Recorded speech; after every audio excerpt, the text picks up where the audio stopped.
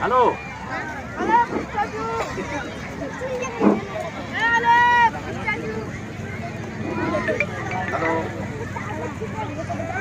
হয়েছে যে আমাদের জাজদের যে সিদ্ধান্ত সেটাই প্রতিটা খেলাতে চূড়ান্ত হিসাবে গণ্য হবে।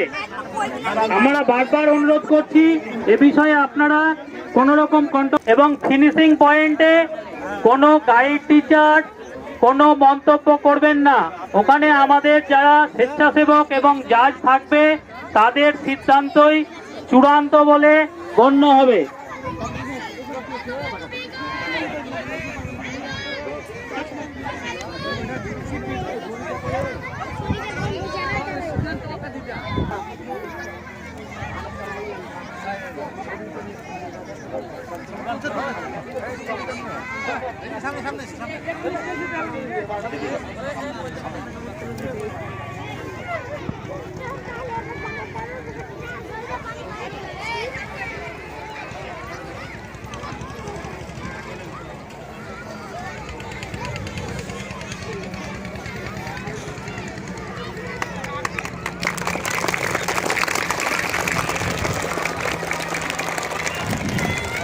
পরিকল্পনাটা বললে এই তোমরা চলে যাও, লাইনে চলে যাও, একটা লাইনে দাঁড়িয়ে যাও, মাঠ পরিকল্পনাটা হয়ে যাক। আরো স্ট্যান্ডে কেউ মাঠের মধ্যে প্রবেশ করবে না। শিক্ষকদের আমি অনুরোধ করব আপনারা স্টার্টিং এবং ফিনিশিং পয়েন্টে অযথা ভিড় করবেন না, একদম ওখানে যাবেন না। কেউ অভিভাবক অভিভাবিকা এবং শিক্ষক শিক্ষিকারা স্টার্টিং এবং ফিনিশিং এ কেউ যাবেন না।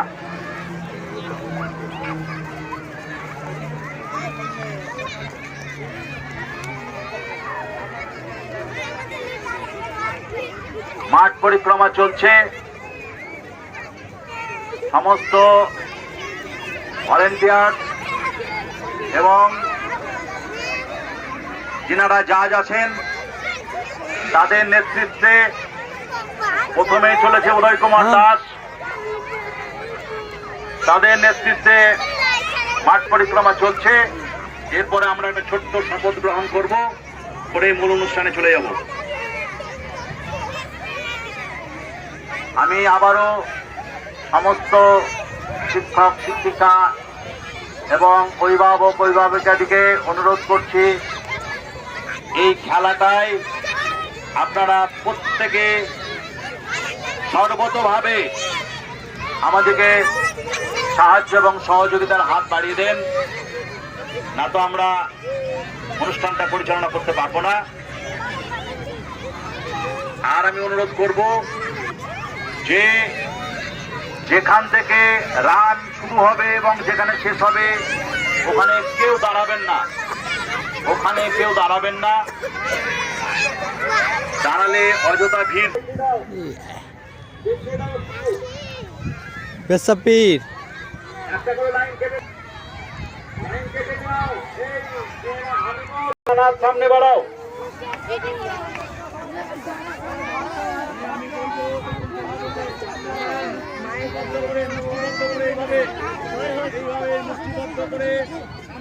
শপথ গ্রহণ করবো আমরা। বলো, মোরগ্রাম অঞ্চলের প্রাথমিক ও শিশু শিক্ষা কেন্দ্রের ছাত্রছাত্রীরা ভারতের সংবিধানকে সম্মান জানিয়ে শপথ গ্রহণ করছি যে আমরা জাতি ধর্ম নির্বিশেষে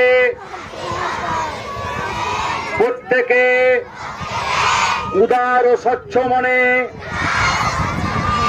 খেলায় অংশগ্রহণ করব